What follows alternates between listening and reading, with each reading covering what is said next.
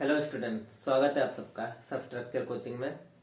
तो आज हम पढ़ने वाले हैं विज्ञान का तीसरा चैप्टर, जिसका नाम है धातु एवं अधातु, मेटल्स एवं नॉन मेटल। तो सबसे पहले हम समझेंगे कुछ धातु के गुणधर्म के बारे में। तो यहाँ पर लिखे हुए हैं धातु के गुणधर्म। तो इसमें पढ़ने वाले हैं कि धातु क्या होती है, अधातु क्या होती है, क्या इनके गुण होते हैं, ये अम्ल और क्षारक से कैसे क्रिया करती हैं, सारी चीज इस चैप्टर में पढ़ने वाले हैं। कैसे धातु का निष्कर्षण किया जाता है। तो धातु के गुणधर्म कुछ इस प्रकार से हैं। नंबर 1, सभी धातुएं जो होती हैं वह ठोस होती हैं। सभी धातुएं ठोस होती हैं, केवल गैलियम और मरकरी को छोड़कर। ये दो धातुएं ऐसी हैं जो कमरे के ताप पर द्रव अवस्था में पाई जाती हैं, गैलियम और मरकरी। इसको पारा भी बोलते हैं। Hg जो लिखा हुआ है इसको मरकरी या फिर पारा के नाम से जानते हैं। तो ये दो धातुएं कमरे के ताप पर द्रव अवस्था में पाई जाती हैं। अन्य सभी धातुएं ठोस होती हैं। तो इसको ध्यान में रखना है। ये जो लिखे हुए हैं ये एक्सेप्शन है, अपवाद जिसको बोलते हैं केमिस्ट्री में। तो ये अपवाद जरूर ध्यान में रखना है। फिर अघातवर्ध, इसका अर्थ यह है कि जितनी भी धातुएं हैं सब अघातवर्ध होती हैं। मतलब कि धातुओं का वह गुण जिसको उनको पीट पीट कर चादर के रूप में, पतली पतली सी चादर के रूप में बनाया जा सकता है, उस गुण को अघातवर्धनीयता कहते हैं। ठीक है, जैसे देखा होगा आपने टीन सेट के बक्से बनाए जाते हैं तो वो चादर के रूप में होती है धातु। तो इस प्रकार की चादर होती है वह धातु को पीट पीट कर बनाई जाती है। धातुओं का वह गुण जिसके कारण उन्हें चादर के रूप में ढाला जा सकता है, अघातवर्धनीयता का गुण कहलाता है। फिर देखते हैं तन्यता। तन्यता क्या होता है? धातुओं का यह भी एक गुण है। कैसा गुण होता है? इस गुण के कारण धातु को पतले तार के रूप में खींचा जा सकता है। जैसे आपने देखा होगा कापर, एल्युमिनियम के तार बनाए जाते हैं, डेली यूज में प्रयोग किए जाते हैं। कापर एक धातु है, एल्युमिनियम क्या है? धातु है। तो इसको पतले तार के रूप में खींचा जा सकता है, पतला तार इससे बनाया जा सकता है। तो इस गुण को क्या कहते हैं? तन्यता कहते हैं। वह गुण जिससे पतले तार के रूप में खींचा जा सके।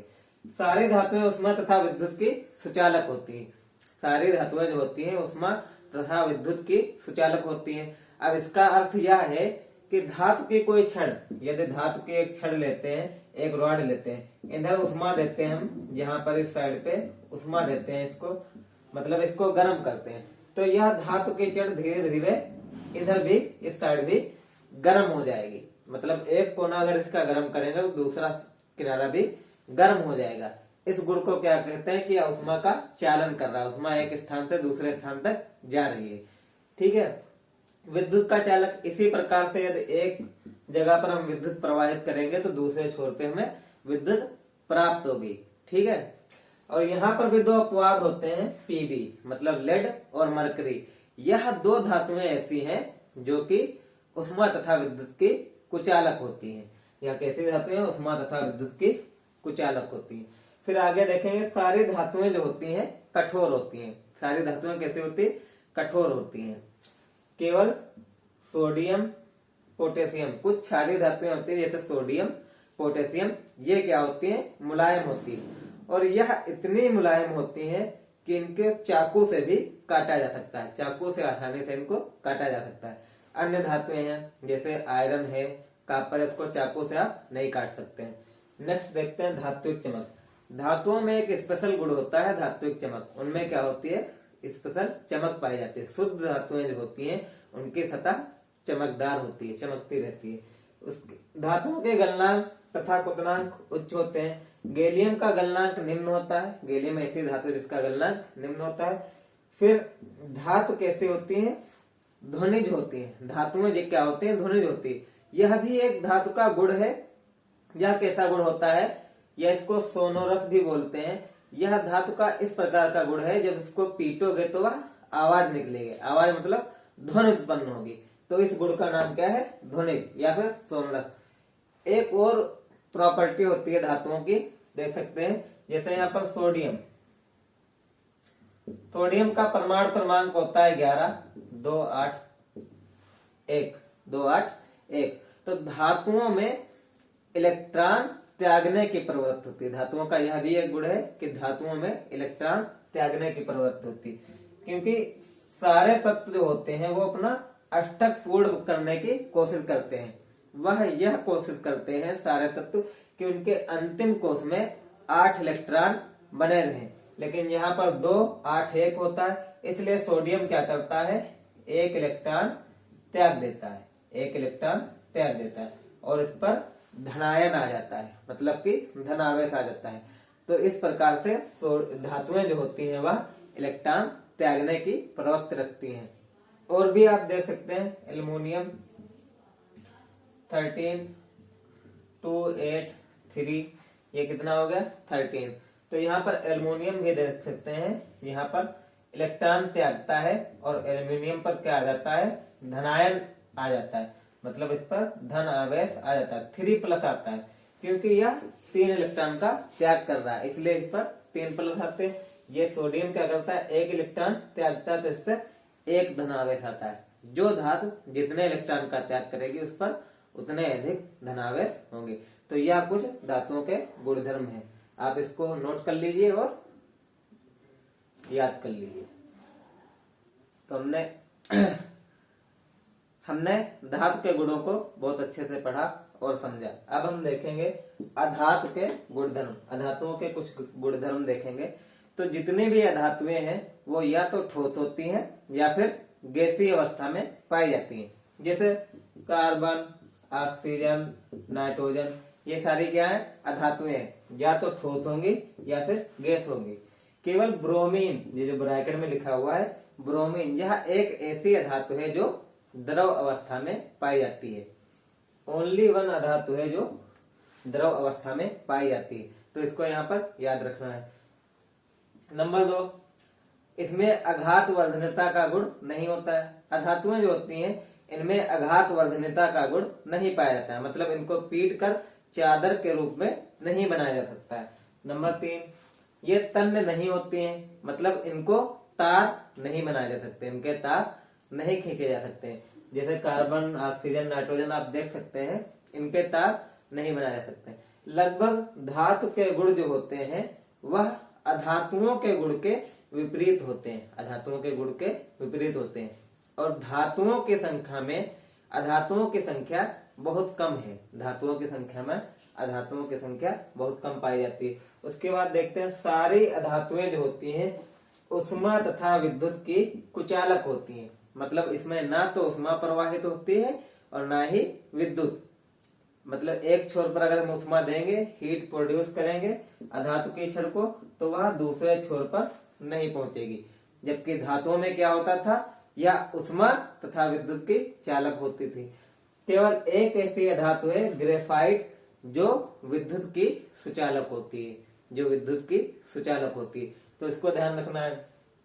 अधातुओं की सतह चमकीली नहीं होती है, अधातुओं की सतह चमकीली नहीं होती है, लेकिन आयोडीन एक ऐसा धातु है जिसकी सतह चमकीली होती है, या यह चमकीले रूप में पाया जाता है। नंबर 6, ध्वनिज नहीं होती है, मतलब इनको पीटने पर कोई आवाज नहीं आती है। धातुओं में क्या था, उनको अगर पीटोगे, किसी चीज से टक्कर मारोगे हथौड़े से, तो उनमें आवाज उत्पन्न होगी, लेकिन अधातुओं में यह गुण नहीं होता है, मतलब इनमें कोई आवाज नहीं होगी। और एक सबसे इम्पोर्टेंट, अधातुएं जो होती हैं वह इलेक्ट्रॉन को ग्रहण करती हैं, इलेक्ट्रॉन को ग्रहण करती हैं। धातुएं क्या करती थी, इलेक्ट्रॉन को त्यागती थी।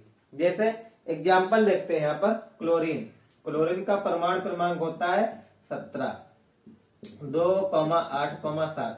तो यह अपना अष्टक पूरा करने की कोशिश करेगा, मतलब यह कोशिश करेगा कि इसके अंतिम कोश में 8 इलेक्ट्रॉन हो जाए। अंतिम कोश में इलेक्ट्रॉन है कितने, 7, तो या तो यह 1 इलेक्ट्रॉन किसी से ले ले या फिर 7 इलेक्ट्रॉन किसी को दे दे। तो क्या आसान है, यहाँ पर 1 इलेक्ट्रॉन किसी से ले लेगा, क्योंकि 7 इलेक्ट्रॉन तो देगा नहीं, तो क्या करता है 1 इलेक्ट्रॉन लेने की कोशिश करता है, Cl प्लस 1 इलेक्ट्रॉन, तो इस पर क्या आ जाता है, Cl माइनस आ जाता है। तो जो तत्व इलेक्ट्रॉन ग्रहण करते हैं उन पर माइनस चिन्ह, मतलब ऋण आवेश आ जाता है, और जो इलेक्ट्रॉन त्यागते हैं उन पर धनावेश होता है। तो धातुएं अधिकतर धनावेशित होती हैं, अधातुएं ऋण आवेशित होती हैं। अब यहाँ पर जैसे हमने देखा था सोडियम का गुण क्या होता है Na, और यह एक इलेक्ट्रॉन त्याग के प्लस बनाता है। तो इस प्रकार से इसको एक इलेक्ट्रॉन त्यागना है और इसको एक इलेक्ट्रॉन ग्रहण करना है। सोडियम को एक इलेक्ट्रॉन त्यागना है, इसको एक इलेक्ट्रॉन ग्रहण करना है। तो यह दोनों आपस में मिल जाते हैं और मिलकर क्या बनाते हैं, NaCl का निर्माण करते हैं, मतलब सोडियम क्लोराइड का निर्माण करते हैं, जिसको हम साधारण नमक भी बोलते हैं। क्या बोलते हैं, साधारण नमक के नाम से जानते हैं। साधारण नमक का सूत्र होता है सोडियम क्लोराइड। ये हमने पिछले चैप्टर में भी डिस्कस किया था। और भी देख सकते हैं एग्जाम्पल, ऑक्सीजन। ऑक्सीजन का परमाणु क्रमांक होता है 8, तो 2,6। तो यह अष्टक पूरा करने के लिए क्या करेगा, या तो 6 इलेक्ट्रॉन किसी को दे दे या फिर 2 इलेक्ट्रॉन किसी से ले ले। तो 2 इलेक्ट्रॉन लेने की कोशिश करेगा, क्योंकि 6 इलेक्ट्रॉन किसी को नहीं दे सकता है। तो इसको क्या मिलता है, Mg का परमाणु क्रमांक है 12, जो कि एक धातु है।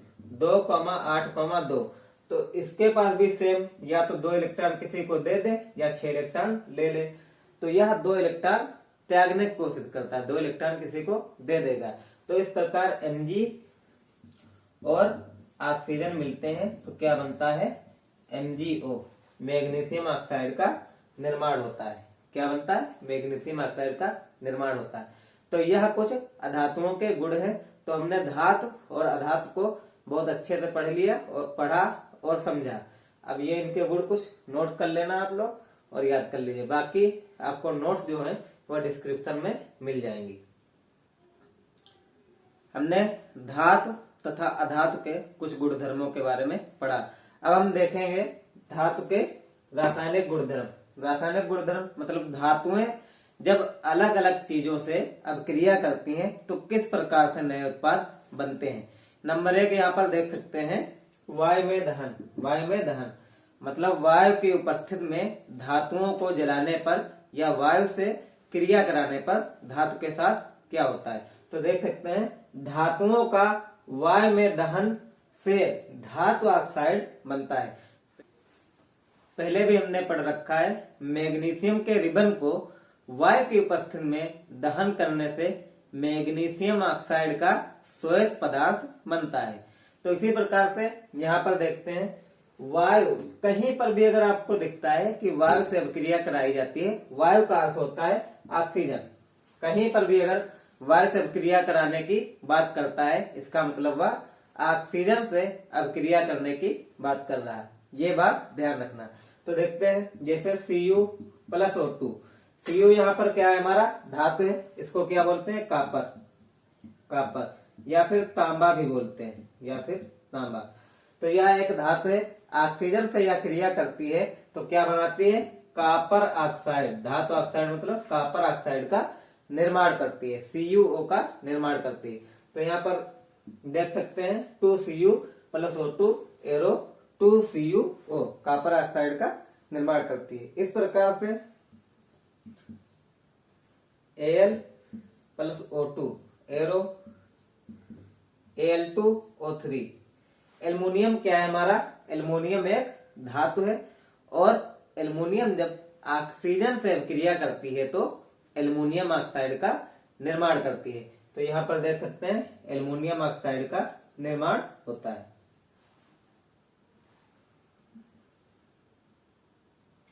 Al+3O2 arrow 2Al2O3 aluminium oxide बनता है।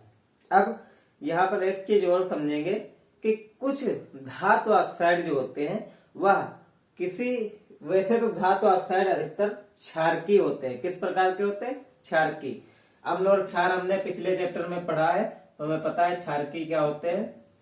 अगर आपने नहीं पढ़ा है तो पिछला वीडियो देख सकते हैं, उसमें बहुत अच्छे से समझाया गया है कि अम्ल क्या होते हैं और क्षार क्या होते हैं। अधिकतर धातु ऑक्साइड जो होते हैं वह क्षारकीय व्यवहार करते हैं, परंतु कुछ धातु ऑक्साइड ऐसे होते हैं जो अम्लीय व्यवहार भी करते हैं और क्षारकीय व्यवहार भी कहते हैं। तो इस प्रकार के धातु ऑक्साइड को उभयधर्मी, क्या कहते हैं, उभयधर्मी ऑक्साइड, उभयधर्मी ऑक्साइड, ये बात ध्यान में रखनी है। वह धातु ऑक्साइड जो कभी अम्लीय व्यवहार करते हैं, कभी क्षारकी, तो इस प्रकार के धातु ऑक्साइड को उभयधर्मी धातु ऑक्साइड कहते हैं। देख सकते हैं यहाँ पर Al2O3 plus HCl, arrow AlCl3 plus H2O, 3H2O। तो हमने पिछले चैप्टर में पढ़ा है, यहाँ पर देख सकते हैं ये क्या बन रहा है, लवण, ये क्या बन रहा है, लवण, लवण का निर्माण हो रहा, और यहाँ पर जल। तो जब किसी अम्ल की क्षार से अभिक्रिया कराते हैं तभी लवण और जल का निर्माण होता है, ये हमने पिछले चैप्टर में पढ़ रखा है। तो यहाँ पर ये जो एल्युमिनियम ऑक्साइड है ये क्षार की तरह व्यवहार कर रहा है, यहाँ पर यह क्षार की तरह व्यवहार कर रहा है, जिसके कारण हमें अम्ल से अभिक्रिया कराने पर, HCl क्या है हमारा, अम्ल है, हाइड्रोक्लोरिक अम्ल है, उससे अभिक्रिया कराने पर लवण और जल हमें प्राप्त होता है। जब हम एल्युमिनियम ऑक्साइड की अभिक्रिया क्षार के साथ कराते हैं, जब हम एल्युमिनियम ऑक्साइड की क्रिया क्षार के साथ कराते हैं तब भी हमें लवण तथा जल प्राप्त होता है, जैसा कि आप यहाँ पर देख सकते हैं, लवण तथा जल प्राप्त होता है।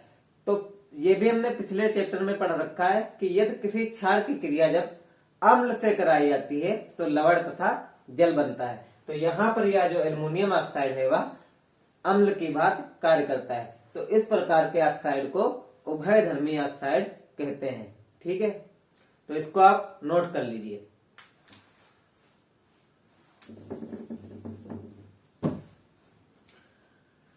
अधिकतर धातु ऑक्साइड जो होते हैं जल में अघुलनशील होते हैं, मतलब जल में वह नहीं घुलते हैं, लेकिन कुछ क्षारीय धातु ऑक्साइड जल में घुलकर क्षार का निर्माण करते हैं, जैसे कि Na2, Na क्या है, सोडियम, O क्या है, ऑक्सीजन, तो इसका नाम क्या हो जाएगा, सोडियम ऑक्साइड। जब यह जल से क्रिया, मतलब H2O से क्रिया करता है तो क्या बनाता है, NaOH, सोडियम हाइड्रोक्साइड, क्षार का निर्माण करता है। और यहाँ पर एक देख सकते हैं K2O plus H2O, arrow 2KOH, तो यह क्या है, पोटेशियम हाइड्रोक्साइड, और यह ऊपर वाला क्या है, सोडियम हाइड्रोक्साइड। तो देख सकते हैं अधिकतर धातु ऑक्साइड जल में अघुलनशील होते हैं, लेकिन कुछ धातु ऑक्साइड जैसे कि सोडियम ऑक्साइड और पोटेशियम ऑक्साइड जल में घुलकर क्षार का निर्माण करते हैं। ठीक है, तो यह भी आप नोट कर लीजिए। हमने देखा धातुओं का वायु में जब दहन होता है तो धातु ऑक्साइड का निर्माण होता है। अब हम देखेंगे दूसरे गुणधर्म के बारे में, दूसरा रासायनिक गुण। इसमें धातुएं जल के साथ अपक्रिया करती हैं तो क्या प्राप्त होता है। तो जितनी भी धातुएं हैं सारी धातुएं जल से सीधे अपक्रिया नहीं करती हैं, सीधे अपक्रिया नहीं करती हैं। सारी धातुएं अलग अलग टाइप से जल के साथ अपक्रिया करती हैं, परंतु धातु जल के साथ अपक्रिया करके धातु ऑक्साइड प्लस हाइड्रोजन गैस का निर्माण करती हैं। ये बात ध्यान में रखनी है। जितनी भी धातुएं हैं जल के साथ अपक्रिया करके धातु ऑक्साइड प्लस हाइड्रोजन गैस का निर्माण करती हैं, और धातु ऑक्साइड जल के साथ अपक्रिया करके धातु हाइड्रोक्साइड का निर्माण करता है। तो हम यहाँ पर देखते हैं एग्जाम्पल से कि कौन सी धातुएं किस प्रकार से जल से अपक्रिया करती हैं। तो नंबर 1 यहाँ पर देख सकते हैं ठंडे जल से। ठंडा जल जो होता है उससे सोडियम तथा पोटेशियम अपक्रिया करती हैं। किस प्रकार से अपक्रिया करती हैं, 2K प्लस 2H2O। 2K मतलब पोटेशियम के 2 अणु है और 2 अणु जल के हैं, क्या बनता है, 2KOH, पोटेशियम हाइड्रोक्साइड बनता है तथा हाइड्रोजन गैस का निर्माण होता है। तो यहाँ पर देख सकते हैं धातु ऑक्साइड और हाइड्रोजन गैस का निर्माण हो रहा है। ठीक इसी प्रकार सोडियम धातु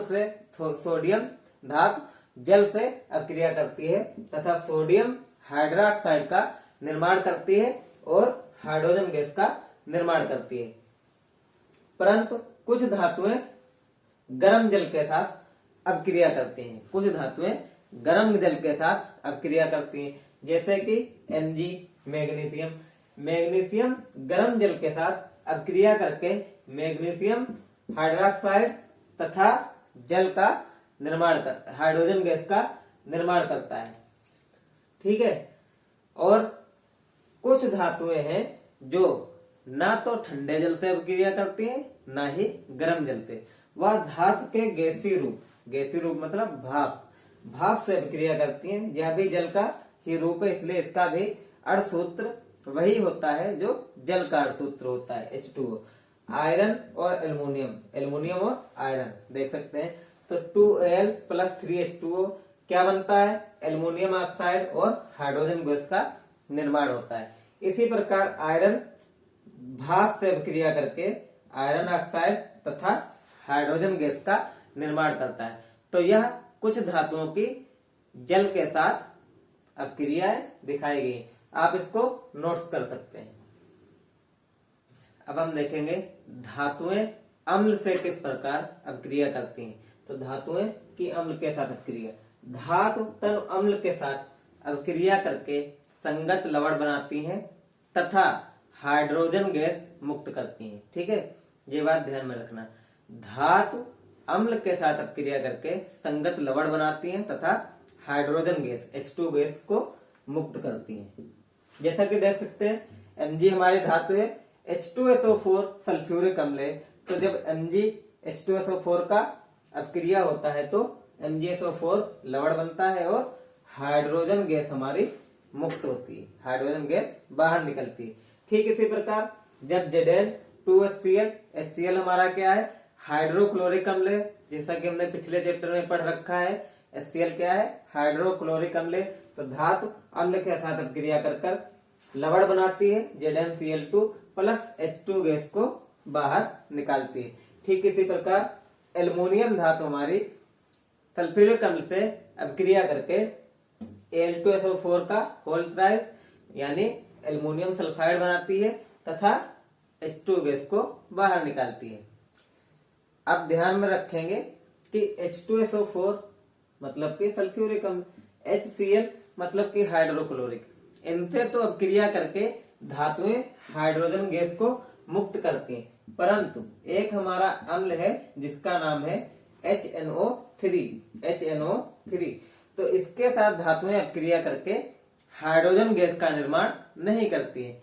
ऐसा क्यों होता है? यह क्वेश्चन कई बार बोर्ड एग्जाम में पूछा जाता है कि ऐसा क्यों है कि नाइट्रिक अम्ल से अभिक्रिया करके धातुएं नाइट्रिक अम्ल के साथ अभिक्रिया करके हाइड्रोजन का निर्माण क्यों नहीं करती हैं। तो आपको बताना है नाइट्रिक अम्ल जो है यह प्रबल आक्सीय कारक होता है, प्रबल आक्सीय कारक होता है जो कि हाइड्रोजन गैस को जल में परिवर्तित कर देता है, हाइड्रोजन गैस को जल में परिवर्तित कर देता है। इसलिए यहाँ पर हाइड्रोजन गैस का निर्माण नहीं होता है। आप देख सकते हैं यहाँ पर ZnNO3 का होल ट्वाइस और यहाँ पर H2। तो यह जो H2 गैस बनता है इसको जल में परिवर्तित कर देता है।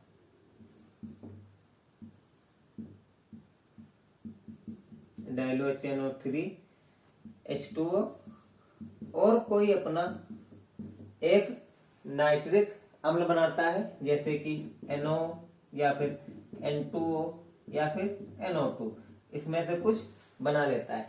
तो यह एक प्रबल आक्सीय कारक है, इसलिए नाइट्रिक अम्ल के साथ धातुएं अभिक्रिया करके हाइड्रोजन गैस का निर्माण नहीं करती है, क्योंकि यह हाइड्रोजन गैस को ऑक्सीकरण करके जल में परिवर्तित कर देता है।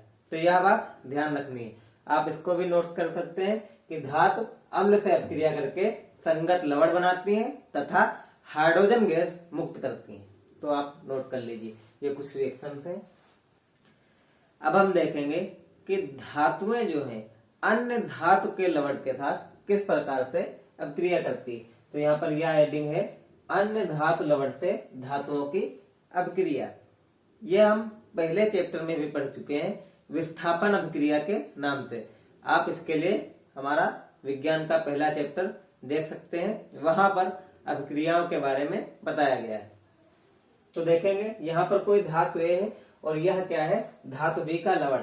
तो यदि धातु ए जो है यह अधिक अभिक्रियाशील है, धातु ए जो है यह अधिक अभिक्रियाशील है और धातु बी जो है वह कम अभिक्रियाशील है। तो धातु ए धातु बी के लवण से उसको विस्थापित कर देगा और धातु ए के लवण का निर्माण होगा और धातु बी क्या हो जाएगी, यह अलग हो जाएगी।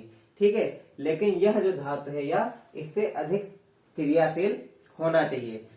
तो इसके लिए एग्जाम्पल देखते हैं, हमने पहले भी पढ़ चुके हैं। जैसे जेडन क्या हमारी जिंक धातु है, CuSO4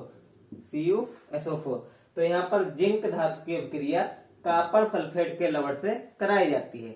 यह किसी अन्य धातु का लवण है, किसका लवण है, कॉपर सल्फेट का, और यह क्या है, जिंक धातु है। तो इसकी अभिक्रिया जब हम कराते हैं तो जेडेन जो है हमारा वह कॉपर से अधिक अभिक्रियाशील है। तो यह जिंक सल्फेट का निर्माण करता है और कॉपर को उसके लवण से विस्थापित कर देता है, या कह सकते हैं कॉपर को उसके स्थान से हटा देता है। इसी प्रकार से हम देखते हैं Fe हमारा क्या है, आयरन है, और यहाँ पर यह कॉपर सल्फेट का विलयन है। तो यहाँ पर Fe धातु जो है वह भी कॉपर से अधिक अभिक्रियाशील होता है, इसलिए यह कॉपर सल्फेट के विलयन से कॉपर को हटा देता है और खुद उसका स्थान ले लेता है। तो यहाँ पर कॉपर अलग हो जाता है और आयरन सल्फेट का निर्माण होता है। तो यहाँ पर हमारे धातुओं के रासायनिक गुण समाप्त होते हैं।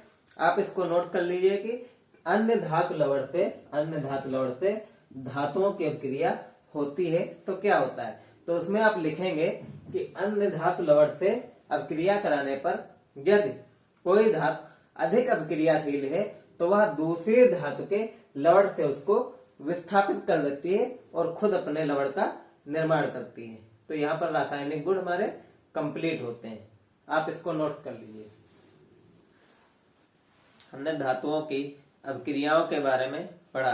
अब हम देखते हैं सक्रियता श्रेणी। तो यह किस प्रकार की श्रेणी है। इस श्रेणी में होता क्या है, कुछ धातुओं को उनकी क्रियाशीलता के अवरोही क्रम में व्यवस्थित किया गया है। कुछ धातुओं को उनकी क्रियाशीलता के अवरोही क्रम में व्यवस्थित किया गया है।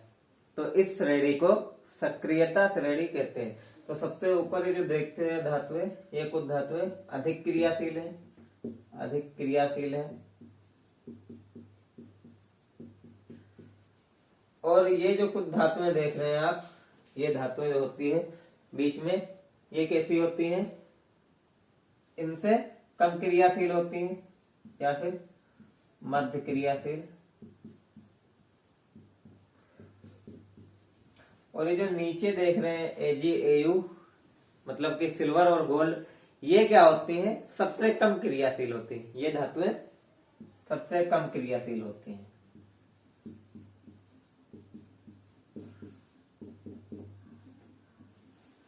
तो जो धातुएं अधिक क्रियाशील हैं उनको अलग करने में कठिनाई होती है। धातुएं क्या होती हैं, कई रूपों में पाई जाती हैं, तो उनको अलग किया जाता है। तो ये जो धातुएं हैं ये अधिक क्रियाशील है, ये अपने साथ काफी चीजों को, ऑक्सीजन, सल्फाइड, कार्बोनेट सबको जोड़ के रखती हैं। तो इनको निकालना थोड़ा मुश्किल होता है, इनको निकालना है थोड़ा आसान होता है। और ये जो है Ag और Au मतलब सिल्वर और गोल्ड, ये अधिकतर तो मुक्त अवस्था में मतलब कि फ्री कंडीशन में पाई जाती, किसी से क्रिया नहीं करती। कभी कभी ये ऑक्साइडों के रूप में भी पाई जाती हैं। तो इनको परिष्करण वाले विधि में पढ़ेंगे हम क्या होता है इसमें। अब हम देखते हैं इसमें एक और चीज आती है, खनिज। तो खनिज क्या है, तो जो धातुएं पृथ्वी के अंदर अपने यौगिक के रूप में पाई जाती हैं, उनको क्या बोलते हैं, खनिज बोलते हैं। ठीक है, विभिन्न प्रकार के धातुएं अपने यौगिक के रूप में जिस रूप में पाई जाती हैं उसको क्या बोलते हैं, खनिज कहते हैं। जैसे कॉपर का खनिज क्या है, CuFeS2 मतलब कि कॉपर पायराइट। यह क्या है, कॉपर का खनिज है, इसको खनिज बोलते हैं। इससे हमें कॉपर प्राप्त होता है। अब एक और मोस्ट इंपॉर्टेंट चीज है अयस्क। तो अयस्क क्या होते हैं? अयस्क और खनिज में कोई खास डिफरेंस नहीं है, ठीक है, ये बात ध्यान में रखना। खनिज ही होते हैं कुछ विशेष रूप के खनिज जिनको हम अयस्क कहते हैं। तो इनकी क्या विशेषता होती है? इस प्रकार के खनिज जिनमें से धातु को प्रचुर मात्रा में, प्रचुर मतलब अधिक मात्रा में तथा कम लागत में निकाला जा सके, तो उस खनिज को क्या बोलेंगे? उस धातु का अयस्क बोलेंगे। फिर से समझेंगे इसको कि यदि किसी धातु को उसके खनिज से आसानी से निकाला जा सकता है और प्रचुर मात्रा में मतलब अधिक मात्रा में निकाला जा सकता है, तो वह खनिज क्या कहलाएगा? अयस्क कहलाएगा। जैसे कि कॉपर का जो अयस्क होता है CuFeS2, कॉपर पायराइड, ये क्या होता है? कॉपर का अयस्क होता है। इसी प्रकार से एल्युमिनियम का अयस्क Al2O3 या फिर इसको बॉक्साइड बोलते हैं। क्या बोलते हैं? बॉक्साइड। तो ये एल्युमिनियम का अयस्क है। इससे एल्युमिनियम धातु बहुत आसानी से निकाली जा सकती है और इससे कॉपर धातु CuFeS2 से कॉपर धातु को बहुत अच्छी तरीके से और प्रचुर मात्रा में मतलब अधिक मात्रा में निकाला जा सकता है। तो इसको कॉपर का अयस्क बोलते हैं, इसको एल्युमिनियम का अयस्क। ये बात आपको ध्यान में रखनी है। और आपको इसके नोट्स PDF लिंक मिल जाएगा डिस्क्रिप्शन में, आप वहां से डाउनलोड कर लीजिएगा और इसको नोट कर लीजिएगा। मैंने समझा दिया इतना यहाँ तक। आगे हम पढ़ेंगे धातु का निष्कर्षण या परिष्करण किस प्रकार से होता है। अब हम देखेंगे कि अयस्क से किस प्रकार से धातुएं शुद्ध रूप में प्राप्त की जाती है। तो अयस्क जो होते हैं कई प्रकार के होते हैं, जैसे कि देख सकते हैं अभी हमने पढ़ा सक्रियता श्रेणी के आधार पर कुछ धातुएं उच्च क्रियाशील होती हैं जो सक्रियता श्रेणी में सबसे ऊपर लिखी हुई थी, जैसे पोटेशियम, सोडियम, मैग्नीशियम, कैल्शियम। ये सारी धातुएं क्या है? उच्च अभिक्रियाशील है। तो उनका हम करते हैं विद्युत अपघटन द्वारा, एक अपघटनी भट्टी में विद्युत प्रवाहित करके उनका शोधन करते हैं। उसके बाद मध्य क्रियाशील धातुएं, ऐसी धातुएं जो सक्रियता श्रेणी के बीच में स्थित थी, उनको क्या बोलते हैं? मध्य क्रियाशील धातुएं। तो उनका निष्कर्षण किस प्रकार से करते हैं? इनमें दो प्रकार के अयस्क होते हैं, एक कार्बोनेट अयस्क मतलब जिसमें CO3 होगा और दूसरा सल्फाइड अयस्क जिसमें S होगा, सल्फर होगा। तो उसको कार्बोनेट अयस्क को निस्तापन क्रिया द्वारा धातु ऑक्साइड में बदला जाता है। किसके द्वारा? निस्तापन क्रिया के द्वारा धातु ऑक्साइड में बदला जाता है। फिर उसका अपचयन करके धातु प्राप्त की जाती है, फिर उसका शोधन किया जाता है। इसी प्रकार से सल्फाइड अयस्क को भर्जन क्रिया द्वारा धातु ऑक्साइड में बदला जाता है, फिर उसके बाद अपचयन करते हैं तथा धातु प्राप्त होती है, फिर उसका शोधन करते हैं। इसी प्रकार से निम्न अभिक्रियाशील धातुएं जो है सल्फाइड अयस्क में प्राप्त होती हैं। तो सल्फाइड अयस्क का, जैसा कि यहाँ पर सल्फाइड अयस्क का भर्जन करते हैं, ठीक उसी प्रकार यहाँ पर भी भर्जन प्रक्रिया करते हैं और धातु प्राप्त होती है, फिर उसका शुद्धिकरण या फिर परिष्करण करते हैं। तो समझते हैं सबसे पहले होता क्या है।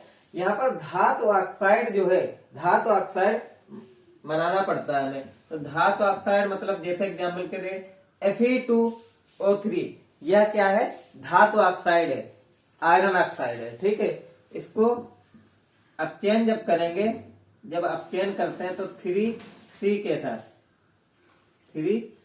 के साथ इसको अपचयित कर देंगे और क्या प्राप्त हो जाएगा? हमारा 2Fe धातु हमारा प्राप्त हो जाता है इस प्रकार से। अब देखते हैं निस्तापन और भर्जन किस प्रकार की अभिक्रिया है। तो निस्तापन में क्या होता है?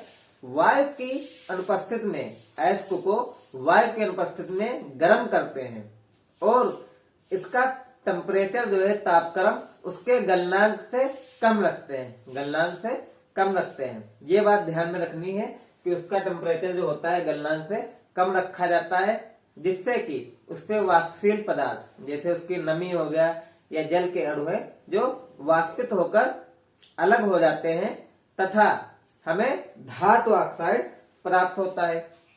अब भर्जन अपक्रिया में हम देखते हैं, भर्जन में क्या होता है? भर्जन अपक्रिया में धातु को वायु की उपस्थिति में, नियंत्रित वायु की उपस्थिति में उसके गलनांक से कम तापक्रम पर गर्म करते हैं और धातु ऑक्साइड में बदलते हैं। फिर धातु ऑक्साइड का अपचयन करके हम शुद्ध धातु को प्राप्ति करते हैं। ठीक है, इसको आप नोट कर सकते हैं। यहां पर हम निष्कापन को एग्जाम्पल सहित समझेंगे कि किस प्रकार से अभिक्रियाएं होती हैं। और आपको आप चिंता मत कीजिए, पिछले वीडियो में मैंने बोर्ड पर लिखवाया जो भी डिफिनेशन थी, तो उसमें टाइम काफी लग जाता है और वीडियो बहुत लंबी हो जाती है। वैसे भी ये चैप्टर बहुत ज्यादा लंबा है, तो इसके लिए आपको पीडीएफ का लिंक डिस्क्रिप्शन बॉक्स में मिल जाएगा, आप वहां से पीडीएफ डाउनलोड करके नोट कर लीजिएगा। बाकी यहाँ पर आप समझ लीजिए कि किस प्रकार से अभिक्रियाएं होती हैं। तो देखते हैं क्या होता है। निष्कापन में क्या होता है, जैसे कि Al2O3 into 2H2O, यह क्या है, बॉक्साइड, इसका नाम क्या है, बॉक्साइड। यह एल्युमिनियम का अयस्क है। जब इसको गर्म करते हैं हम वायु के अनुपस्थित में, ठीक है, निष्कापन हो रहा है तो वायु की अनुपस्थित में जब गर्म करते हैं तो हमें क्या प्राप्त होता है, Al2O3 प्लस 2H2O। H2O वाष्पित होकर अलग हो जाता है तथा हमें Al2O3 एल्युमिनियम ऑक्साइड प्राप्त होता है। तो यह क्या है, धातु ऑक्साइड है, क्योंकि एल्युमिनियम क्या है, धातु है। इसी प्रकार से और एक एग्जांपल समझते हैं, Fe2O3 into 3H2O। यह क्या है, लिमेनाइट। यह किसका अयस्क है, यह है आयरन का अयस्क है। Fe क्या होता है, आयरन होता है, तो उसका अयस्क है। जब इसको हम गर्म करेंगे तो इसमें से भी सेम उसी प्रकार Fe2O3 प्राप्त होगा तथा जल के अणु जो होते हैं वह वाष्पित होकर बाहर निकल जाएंगे। इस प्रकार से हमें धातु का ऑक्साइड प्राप्त होता है। इसके बाद हम देखते हैं भर्जन में क्या होता है, इसमें भी इसी प्रकार से अभिक्रियाएं होती हैं, लेकिन इसमें अंतर इतना है कि भर्जन अभिक्रिया में वायु की उपस्थिति में अभिक्रिया कराई जाती है, जिससे कि हमें देखते हैं एग्जाम्पल से, CuFeS2। यह क्या है हमारा, CuFeS2। यह है हमारा कॉपर पायराइड। क्या नाम है इसका, कॉपर पायराइड। यह एक कॉपर का अयस्क है। जब इसकी वायु की उपस्थिति में गर्म करते हैं तो हमें क्या प्राप्त होता है, Cu2S प्राप्त होता है प्लस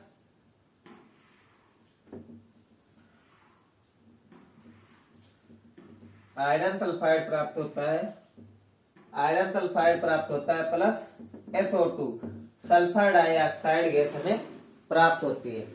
नेक्स्ट स्टेप में क्या करते हैं, Cu2S को, कॉपर सल्फाइड को फिर से हम ऑक्सीजन की उपस्थिति में गर्म करते हैं और हमें Cu2O कॉपर ऑक्साइड प्राप्त होता है प्लस SO2 गैस जो होती है वह बाहर निकल जाती है।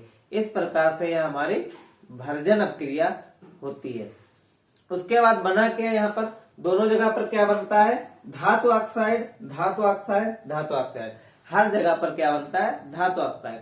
तो धातु ऑक्साइड में कुछ गालक मिलाकर, गालक क्या होते हैं, जो अशुद्धियों के साथ, अशुद्धियां जो होती हैं, बेकार की चीजें जैसे कंकड़ पत्थर मिट्टी वगैरह, इसके साथ मिलकर वह अलग हो जाते हैं। गालक क्या होते हैं, जो अशुद्धियां होती हैं उनके साथ मिलकर अलग हो जाते हैं तथा हमें धातु प्राप्त होती है। देख सकते हैं यहाँ पर, जैसे कि एग्जाम्पल कर लिए Fe2O3, और इस प्रक्रिया को कहते हैं परगलन। क्या बोलते हैं, परगलन। तो ये क्वेश्चन पूछता है परगलन क्या होता है, तो धातु ऑक्साइड से गालक मिलाकर धातु को अलग करना ही परगलन कहलाता है। इस प्रकार से आप लिख सकते हैं। यहाँ पर देख सकते हैं Fe2O3 प्लस 3 कार्बन की उपस्थिति में इसकी क्रिया कराते हैं तो क्या प्राप्त होता है, 2Fe प्राप्त होता है plus CO, 3CO। Carbon monoxide प्राप्त होता है। तो यहाँ पर देख सकते हैं Fe धातु हमारा अलग हो गया। फिर इसका हम शुद्धिकरण कर लेते हैं और इस प्रकार से हमें शुद्ध धातुएं प्राप्त हो। चाहे तो आप ये रिएक्शन नोट्स कर सकते हैं। इसके बाद हमने गालक के बारे में थोड़ा डिटेल में पढ़ते हैं। गालक क्या होते हैं? गालक वह पदार्थ हैं जो धातु में मिलकर उसकी अशुद्धियों को उच्च ताप पर गर्म करने पर उसकी अशुद्धियों के साथ मिलकर अशुद्धियों को अलग कर देते हैं तथा शुद्ध धातुएं हमें प्राप्त होती हैं, गालक कहलाते हैं। ठीक है, क्या कहलाते हैं? गालक कहलाते हैं। ये अशुद्धियों के साथ मिलकर अशुद्धियों को अलग कर देते हैं तथा शुद्ध धातुओं को अलग कर देते हैं। तो इनको क्या कहते हैं? गालक। और गालक जो अपने साथ अशुद्धियां ले जाते हैं तो उस मिश्रण को क्या कहते हैं? धातुमल। क्या बोलते हैं? धातुमल बोलते हैं। जो वेस्टेज होते हैं, जो बेकार की चीजें गालक के साथ बाहर निकल जाती है, वह धातुमल कहलाती है। नेक्स्ट देखते हैं, गालक कई प्रकार के होते हैं, जैसे कि क्षारीय गालक। जैसा कि हमने पिछले चैप्टर में पढ़ा है अम्ल, क्षार एवं लवण वाले में, कि यदि अम्ल और क्षार आपस में क्रिया करते हैं तो उदासीन कर देते हैं, किसी भी चीज को उदासीन कर देते हैं। तो क्षारीय गालक कहाँ पर यूज किए जाते हैं? जहां पर धातु के साथ अम्लीय अशुद्धियां मिली होती हैं, वहां पर क्षारीय गालक का प्रयोग किया जाता है। तो इसको किस प्रकार से लिख सकते हैं? यदि धातु के मिश्रण में या धातु के अयस्क में अम्लीय अशुद्धियां पाई जाती हैं तो उसमें क्षारीय गालक मिलाकर उसको अलग किया जाता है। क्षारीय गालक का एक एग्जाम्पल है MgCO3। यह क्या है? क्षारीय गालक है। इसके बाद देखते हैं अम्लीय गालक। ठीक उसी प्रकार यदि धातु के साथ क्षारकीय अशुद्धियां पाई जाती है तो वहां पर हम अम्लीय गालक का इस्तेमाल करते हैं, अम्लीय गालक का प्रयोग करते हैं। अम्लीय गालक का एक उपयोग है, एक एग्जाम्पल है SiO2। यह क्या है? एक अम्लीय गालक है। और इसके बाद देखते हैं अयस्क का सांद्रण। तो अयस्क का सांद्रण क्या होता है? जो अयस्क हमारे प्राप्त होते हैं वह भू प्रॉपर्टी, मतलब जमीन से, भूमि से खोद कर निकाले जाते हैं। तो उसके साथ कई अशुद्धियां मिली रहती हैं। तो अयस्क को उन अशुद्धियों से अधात्री, इसको विज्ञान की भाषा में अधात्री, मतलब जो अशुद्धियां होती हैं उनसे अलग करना ही अयस्क का सांद्रण कहलाता है। जैसे धूल मिट्टी है उस पे या कंकड़ पत्थर जो मिले रहते हैं, उन अशुद्धियों से अयस्क को अलग करना ही अयस्क का सांद्रण कहलाता है। तो आप इसको नोट कर सकते हैं।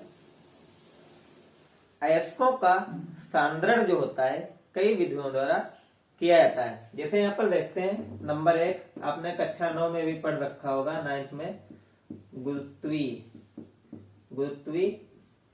पृथक्करण विधि। यह क्या होती है? अयस्कों के सांद्रण की एक विधि होती है। तो सर्वप्रथम करते क्या है, अयस्क को छोटे छोटे टुकड़ों में या फिर बारीक पीस लेते हैं। उसको हम जल के साथ धारा में उसको धोते हैं। और जो गेंग होते हैं, गेंग मतलब अशुद्धियां जो होती हैं, वो बहकर पानी के साथ दूर चली जाती हैं तथा हमारा जो अयस्क होता है वह रह जाता है। इसमें भारी अयस्कों का सांद्रण किया जाता है। जैसे कि इस विधि में किसका सांद्रण किया जाता है? भारी अयस्कों का। जैसे SnO2 या फिर Fe3O4, इन अयस्कों का सांद्रण गुरुत्वीय पृथक्करण विधि द्वारा किया जाता है। नंबर 2 इसमें देखते हैं क्या होता है। नंबर 2 होता है झाग पलवन विधि।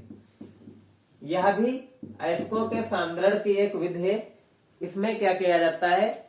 तेल तथा पानी को मिक्स करके एक बॉक्स में एक डिब्बे में भर लिया जाता है। इस प्रकार से एक फ्लास्क में भर लिया जाता है और उसमें एक ऐसी जाली लगी रहती है।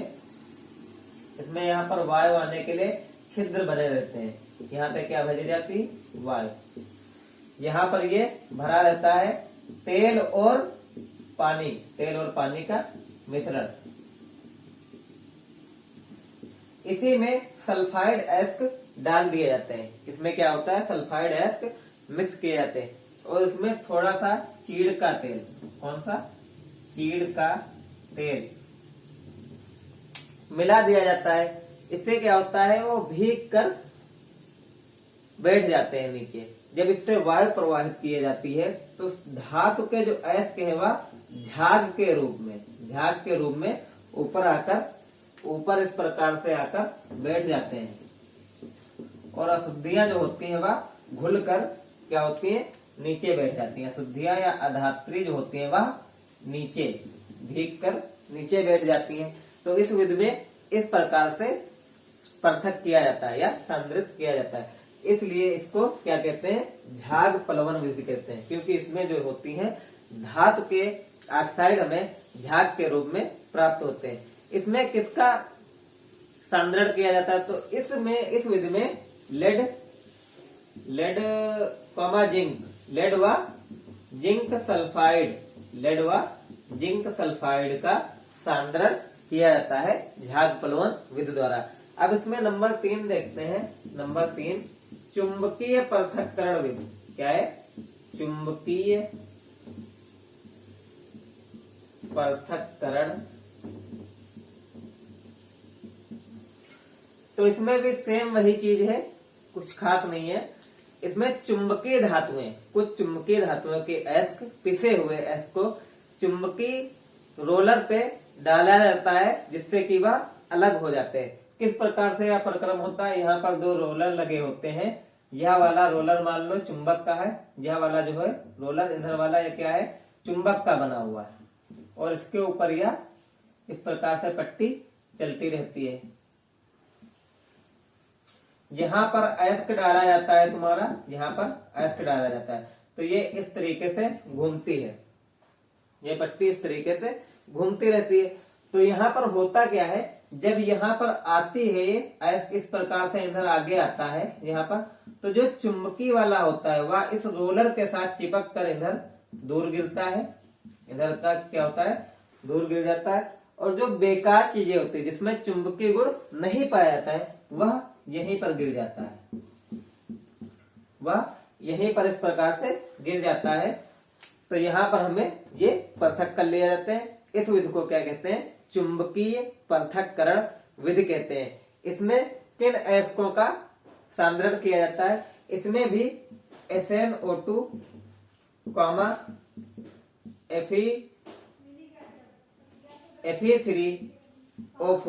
Fe3O4 अयस्क का सांद्रण किया जाता है। तो यह अयस्क के सांद्रण की 3 मुख्य विधियां हैं, इसको आप नोट कर लेना। गुरुत्वीय पृथक्करण विधि, इसमें घनत्व के आधार पर धातु के पिसे हुए अयस्क को पानी की धारा के साथ बहाया जाता है तो गेंग या अशुद्धियां जो होती हैं वह जल के साथ बह जाती हैं तथा भारी धातुएं वहीं पर रुक जाती हैं। जैसे कि इसमें कुछ भारी धातुओं का पृथक्करण किया जाता है SnO2, Fe3O4।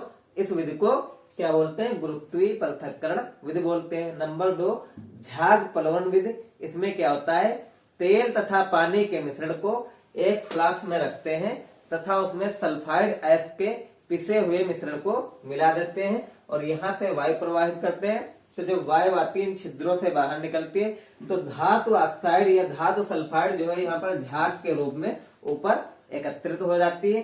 अशुद्धियां इसमें मिश्रित होकर गलकर भारी होकर नीचे बैठ जाती हैं, इसलिए इस विधि को झाग प्लवन विधि कहते हैं। इसमें लेड, जिंक सल्फाइड जैसी धातुओं का सांद्रण किया जाता है। उसके बाद है चुंबकीय पृथक्करण विधि। ठीक है, तो इसमें क्या किया जाता है? एक रोलर की सहायता से, जिसमें एक रोलर चुंबक का बना होता है, एक नॉन चुंबक का मेटल का बना होता है। इसमें एक पट्टा लगा रहता है, उसको घुमाते हैं मोटर की सहायता से और यहाँ पर सांद्रित अयस्क हम डालते हैं स्थानांतरित अयस्क जब यहाँ पर जाता है तो चुंबकीय पदार्थ चुंबक के साथ चिपक कर आगे गिर जाता है, दूर गिरता जाके है, और जो अशुद्धियां होती है वह पहले ही गिर जाती है। इस प्रकार से हमारे धातु ऑक्साइड या फिर धातुओं के अयस्क क्या करती है, अलग कर लिए जाते हैं। इस विधि को चुंबकीय पृथक्करण विधि कहते हैं। इसमें SnO2 तथा Fe3O4 जैसी धातुओं का पृथक्करण किया जाता है। इसके बाद हम देखेंगे धातु का परिष्करण। आप इसको नोट करना चाहें तो नोट कर सकते हैं। अब हम देखते हैं धातु का परिष्करण। धातु का परिष्करण विद्युत अपघटनी विधि के द्वारा। तो इसमें होता क्या है, एक ये इस प्रकार से बॉक्स रहता है, फ्लास्क रहता है। इसमें एक छड़ को कैथोड वाली शुद्ध धातु की छड़ होती है। यहाँ पर ये कापर की दोनों छड़ किसकी है, कापर की है। और एनोड वाली अशुद्ध कापर धातु की छड़ रहती है। फिर उसको प्लस माइनस बैटरी से जोड़ दिया जाता है और उसमें एक ये विद्युत अपघट्य भरा जाता है। तो ध्यान रखना है, जिस भी धातु का हम शोधन कर रहे हैं, जिस भी धातु का परिष्करण कर रहे हैं, उसी का विलयन या उसी का लवण इसमें होना चाहिए विद्युत अपघट्य के रूप में। एनोड वाली अशुद्ध धातु की छड़ मोटी बनाई जाती है तथा कैथोड वाली शुद्ध धातु की छड़ पतली बनाई जाती है। जब इसमें विद्युत धारा प्रवाहित करते हैं तो यहाँ पे जो होता है, यहाँ पे धातु पिघलकर नीचे बैठ जाती है, जिसको हम बोलते हैं अशुद्ध धातु नीचे बैठ जाती है, जिसको बोलते हैं एनोड पंख। तथा यहाँ पे Cu2+ आकर इस वाले पर जम जाता है और शुद्ध हमें कापर धातु का प्राप्ति हो जाती है। इस विधि के द्वारा एल्युमिनियम तथा कापर धातुओं का, एल्युमिनियम तथा कापर जैसी धातुओं का शुद्धिकरण किया जाता है। इसको भी आप नोट कर लीजिए। अब इस चैप्टर का यह लास्ट टॉपिक है संक्षारण। यह इस चैप्टर का सबसे लास्ट टॉपिक है संक्षारण।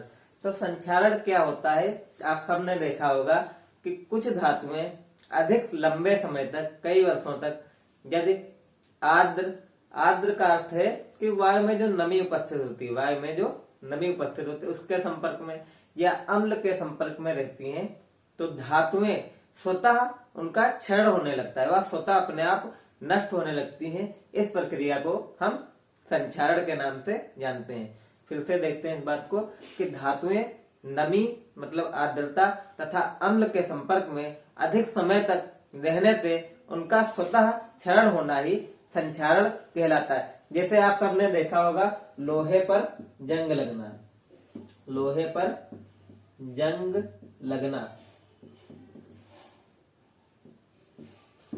जो आयरन धातु होती है उस पर भूरे रंग की एक परत जम जाती है, जिसको हम कहते हैं जंग लग गया। लोहे पर क्या हो गया, जंग लग गया। तो यह एक संक्षारण का उदाहरण है। ऐसा क्यों होता है, यदि लोहा जो है, आयरन जो है, सीधे वायु के संपर्क में रहता है और उस पर कोई भी चीज नहीं लगाई गई है जिससे संक्षारण से सुरक्षा हो सके, तो उस पर भूरे रंग की एक परत जम जाती है, इसको लोहे पर जंग लगना। और चांदी पर एक काली परत जम जाती है, यह भी एक संक्षारण का उदाहरण है। और तांबे पर हरी परत का जमना, यह भी संक्षारण का उदाहरण है। तो ये कुछ संक्षारण के उदाहरण हैं। अब हम देखते हैं इसके निवारण के लिए, इसको सही करने के लिए हमें क्या उपाय करने चाहिए। तो नंबर 1, संक्षारण से सुरक्षा। देखते हैं संक्षारण से सुरक्षा। संक्षारण से सुरक्षा। तो नंबर 1 यहाँ पर उपाय हम कर सकते हैं यसद लेपन।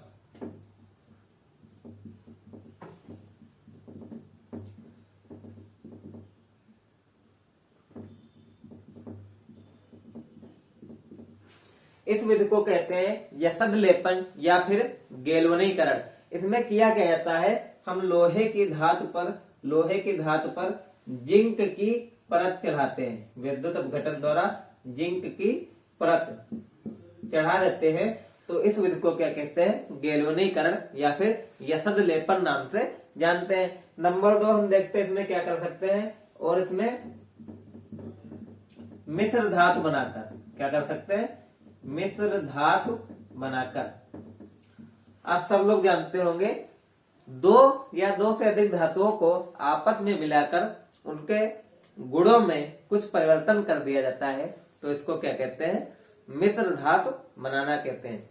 तो लोहे में या किसी अन्य धातु में कुछ निकिल मिला देने पर या कुछ और कार्बन मिला देने पर उनको क्या किया जा सकता है, संक्षारण से बचाया जा सकता है। इस विधि को क्या कहते हैं, मिश्र धातु बनाना। 2 या 2 से अधिक धातुओं को मिलाकर उनको संक्षारण से सुरक्षा करना ही मिश्र धातु कहलाता है।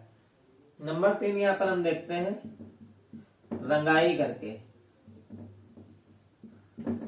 रंगाई करके आप सबने देखा होगा लोहे के कुछ मशीनें या पुर्जों पर पेंट कर दी जाती, पेंट मतलब रंगाई, या फिर घरों पर, हमारे मकानों पर, ताकि उनकी जो आयु काल है वह बढ़ जाए, जिससे कि उनका संक्षारण ना हो आर्द्र के संपर्क में रहने। इसलिए उस पर रंगाई का हम काम करते हैं संक्षारण से सुरक्षा के लिए। उसको किसी पेंट से पेंट कर देते हैं, रंग कर देते हैं। और इसमें देख लेते हैं एक और नंबर 4 करके, ग्रीस या तेल लगाकर। ग्रीस या तेल लगाकर आप सबने देखा होगा कोई ना कोई छोटी मोटी मशीन आपने देखी होगी या आपके घर में आसपास में रहेगी, जैसे कि सिलाई मशीन वगैरह सबके वहां होती है। तो उसमें क्या होता है, ग्रीस या तेल या फिर साइकिल की चेन में ग्रीस डाली जाती है, लगाई जाती है, जिससे होता क्या है, संक्षारण से सुरक्षा रहती है, उस पे जंग नहीं लगता है और उसका आयु काल बढ़ जाता है। इस प्रकार से ये हमारा चैप्टर धातु एवं अधातु पूरा कंप्लीट होता है। उम्मीद करते हैं आपको सब अच्छे से समझ में आया होगा, और अगर आप अच्छे से पढ़कर इस प्रकार से नोट्स बना लेते हैं तो इससे कोई भी क्वेश्चन आपका बाहर नहीं जाएगा। ऐसे वीडियो देखने के लिए सब्सक्राइब कर दीजिए चैनल को, और अगर वीडियो पसंद आया है तो इसको लाइक कीजिए और अपने दोस्तों के साथ भी शेयर कीजिए, जिससे कि वह भी घर पर रहकर पढ़ाई कर सके, अपनी शिक्षा पूर्ण कर सके।